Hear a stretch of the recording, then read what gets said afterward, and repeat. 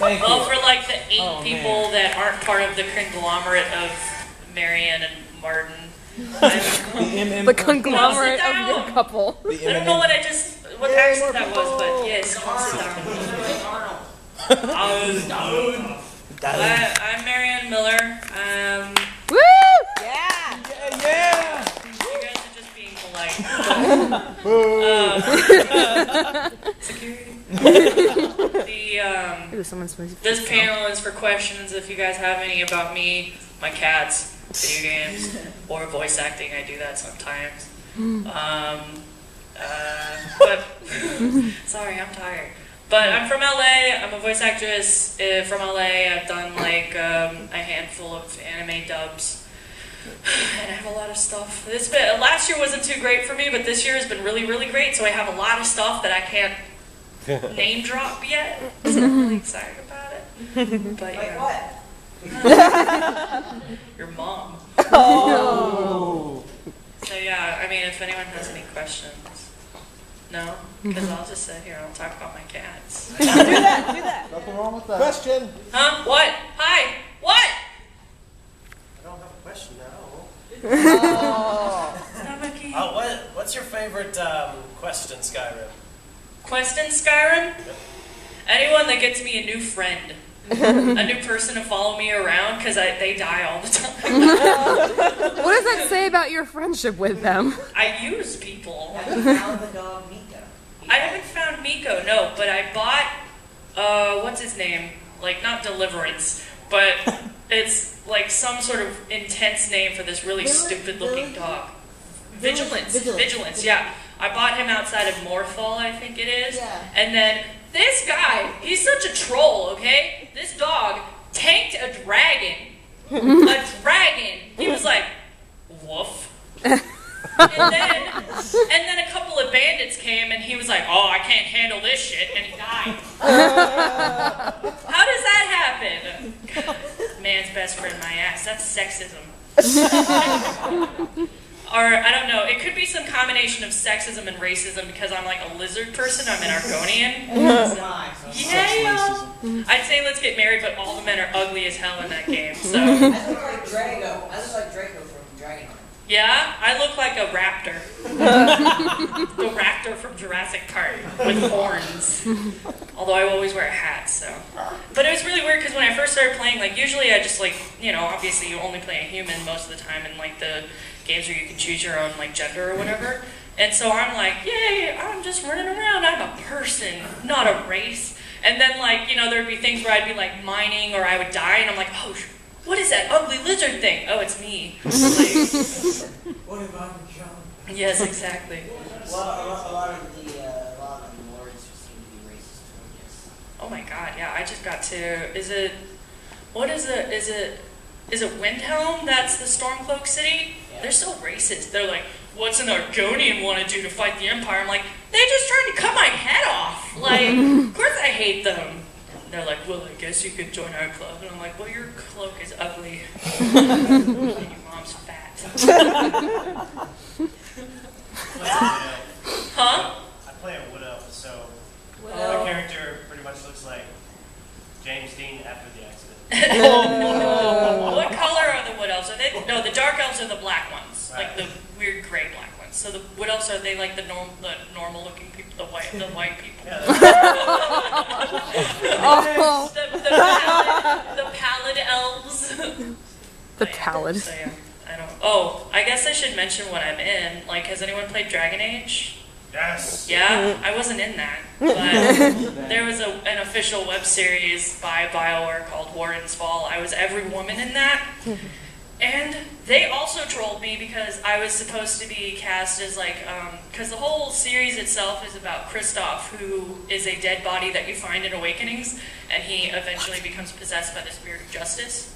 Ah. So, like, Kristoff is alive, obviously, and this kid is supposed to be following him around, being like, "Are you Grey Warden? Are you Grey Warden? Hey, you should teach me how to be Grey Warden." That's not what he sounded like, but yeah, that was supposed to be me, and it was supposed to be like this big character in a breakout role, sort of. And they canceled the series right before the character came in. They literally ended the last episode that they produced with that character I was supposed to voice, and he didn't say anything, he just kind of went, and then the episode ended, and they never picked it up. They're literally teasing you with this person. Yeah, I was really upset. Because I love Dragon Age. Like, I played that game for literally every day for like 5 months. And most of that time was just spent like squealing on the couch being like, Alistair, tell me the one about being raised by wolves again. Isn't it sexy? Oh, thank you. Now I look fatter. But yeah, I was in the Dragon Age web series. I was in a show called Lyrical Nanaha. I was in the Fullmetal Alchemist movie. I had one line, which was obviously the defining line of my career. Oh yeah, I have to specify now. Shambhala? Shambhala. The one where Bones was like, let's do this. Let's make shit up. And, Martin, what else have I done? I was in a game called Avalon Code. I'm trying to like sift through the NDAs and figure out what I'm supposed to talk about. Oh, Squid Girl. That's a weird show. Well, I talk about poop castles. You were in some crappy Flash cartoons. No one cares about that. I'm not allowed to talk about that. No, you were when you were doing them before. Which Flash The cartoon? old ones. All the ones? all the The ones. Flash. I don't know. Oh, okay. But yeah, and well, there's one that I'm really excited to talk about that I can't because it literally like we have the big union on the West Coast called the Screen Actors Guild that I just joined because I booked my second SAG gig. So yay! I paid $2,000 to be a part of the club. Yay! So yeah, but hopefully that should. Sorry. Yeah. Let's not talk about acting. What? What's it like being taught by Richard Horvitz? What's it like being taught by Richard Horvitz?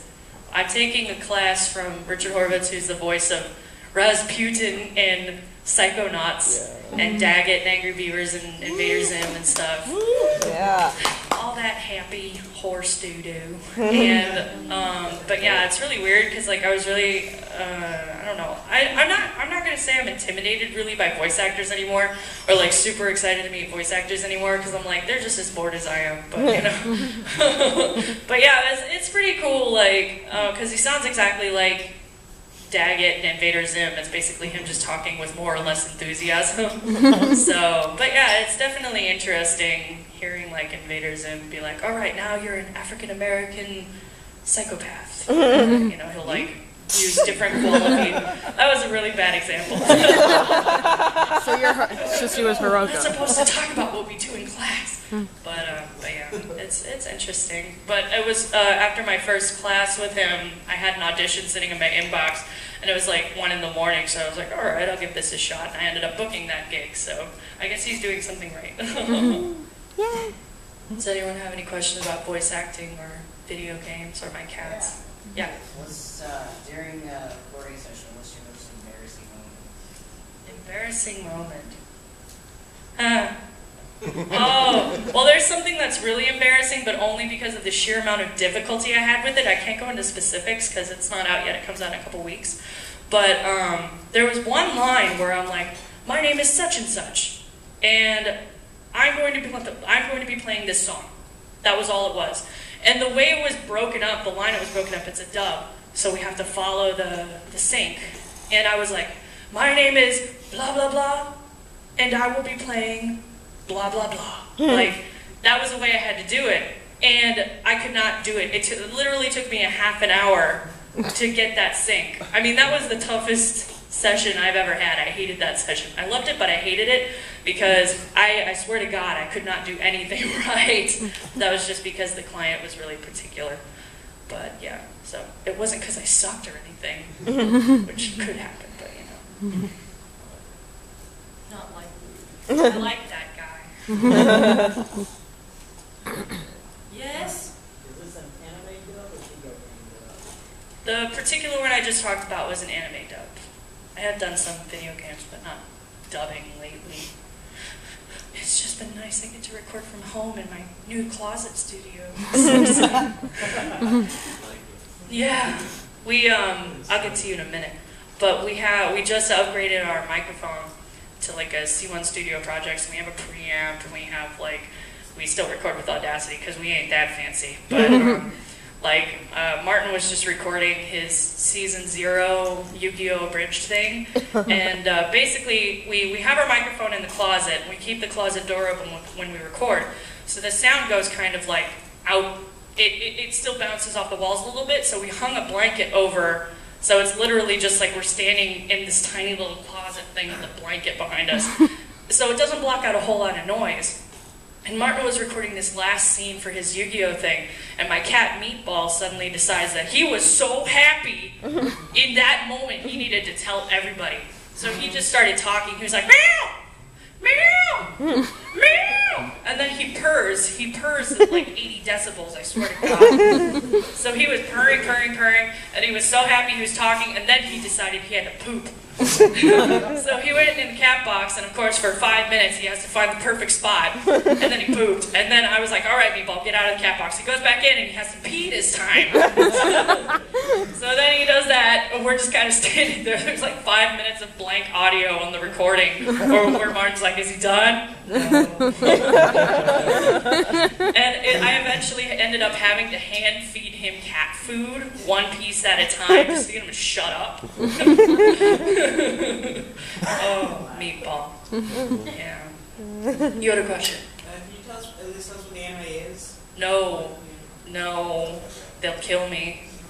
But there are some projects, like, there was one project that Martin and I just auditioned for where we had to sign, we signed non-disclosure agreements. It's a legal agreement, basically, that I won't tell you that I'm in farty poop farts. And if I do, I could compromise the integrity of whatever the project is, and then they could sue me or something. I don't know. I'm just a victim. But yeah, so there was like some projects you even have to sign one of those non-disclosure agreements before you even audition for whatever it is that you're auditioning for. So if it's even a tricky situation to tell you like what stuff I've read for before, you know. But yes. How is that different from movie actors having a IMDb, future things that they're going to be? I think when it comes to the movie industry and the dubbing industry are very different things, because when it comes to the movie industry, there aren't a whole lot of recasts, I don't think, once they've started shooting. But when it comes to anime, I mean, like, I know in the case of Eureka 7, like, they actually had a main character, like a different voice actor before Johnny Young Bosch. And he recorded, like, 6 episodes or something before Japan was like, we don't like him. So they just replaced him. And, you know, I got replaced. There was a live action movie that was done for a children's foundation that I was one of the main characters in, and they had the screening of it, and then they recast me afterwards. Oh. They like redubbed it because they wanted a real little kid, and then I killed that child. So yeah, I mean, it's mostly just so that people aren't like, oh my god, Marianne Miller's in World of Warcraft. Just kidding, you know. Yeah. Yes. What are some really weird directions you've gotten in the voice acting studios? If it sounds like porn, you're doing it right. Talking in regards to like Foley, grunts and groans and stuff, like the first thing I was in was Nanoha, and like I play a lot of Zelda. I'm a huge, like I want to be Toon Link, that's like my dream. It's never gonna happen because I'm not cute in Japanese, but whatever. But yeah, like, so I'm really used to going like really over the top, like, like that was Toon Link at the end. But for some of the stuff, you know, I was just going way too over the top, and he's like, no, soften it. And I was like, ugh. And he's like, yeah, if it sounds like a porn, you're doing it right. And I'm like, well, okay, I guess. I wish I was in hentai, God, but... Isn't your Nanoha character voiced by Navi in Japanese, I think? Oh yeah, Japanese Navi. Yeah. She's cool. I like her. I don't like her when she yells at me. Yeah? I was just wondering, going back to the bit that you're not able to disclose certain things that you're working on, about how long is it in general? Like Christina B in her panel yesterday was able to tell us she was on that oath, and that's coming out in only 9 days. Right. I was just wondering about when that changes. There is like a period of time before a project comes out that you are allowed to talk about it, but when it comes to anime, like they're really, in my opinion, they're kind of odd about like how quiet everything is. Like they're very hush-hush about like anime stuff. So, I mean, for the most part, it's pretty safe to just assume that you're not allowed to talk about it until the DVD comes out. So that's just like a safe mark for us. I mean, but there have been stuff where I was in it and it came out like a month later. After I recorded, and there has been like stuff where I waited like 5 or 6 months before it came out. And it's just a matter of like, and you know, when it comes down to that long, like, do I really care long enough to keep checking up on Amazon, like when I can pre-order this and when the date it comes out and everything. So I don't know. Sometimes I forget what I did too. So I'm just too busy. Yeah. Do you have a Facebook fan site or Twitter or something so we will know when it comes out? Yeah, I don't have a Facebook fan site, and that's mostly just for like in-person, like friends or people, whatever, but you can follow me on Twitter. I use that more anyway, and it's just Marianne Miller. So, and yeah, what? Who's asking a question? Over there. What? Hi. Alright, now stay with me. If the entire world was at war, Okay. and half the world was run by Yu-Gi-Oh players, and the other half of the world was run by Magic the Gathering players, and we'll say that South Pole is where Pokemon players go, whatever. Anyway, which side would you be on? Well, they're both losers, so. I'm so bad at card games, like, I would be at the bottom of the barrel anyway. Like, I'd be like the last person to picked for Yu-Gi-Oh dodgeball teams, you know? Like, Yu-Gi-Oh dodgeball. Throwing cards. yeah, so I wouldn't pick either side. I mean, I like the artwork for Yu-Gi-Oh better, but honestly, when it comes down to it, it's just like, for me, like, I'm not really into card games. I don't even like Go Fish. It sucks. I'm more of just a regular mainstream nerd. You guys are too nerdy for me. Whatever. Does anyone have any other questions? I'm gonna take a nap. Yeah? What's your background that led you to voice acting? My background that led me to voice acting. Well, essentially, when I was 11, I watched Patch Adams on DVD, and it was really cool because they had all the background, like all the behind-the-scenes stuff on the DVD. And so there's that scene where Robin Williams is like in the pool of chocolate syrup or something with the old lady.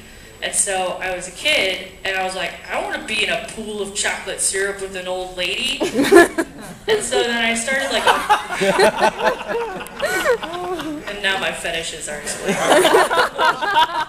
It was like, so I was like 14, I was like 5'10", really ugly. So I didn't get I kept like auditioning and I didn't get cast for anything because I was just impossible to cast. I was weird. So like I eventually came to the realization, and it was a very mature decision, that I would never be able to act like I was in a pool of chocolate syrup with an old lady. But I could voice act that I was in a pool of chocolate syrup with an old lady.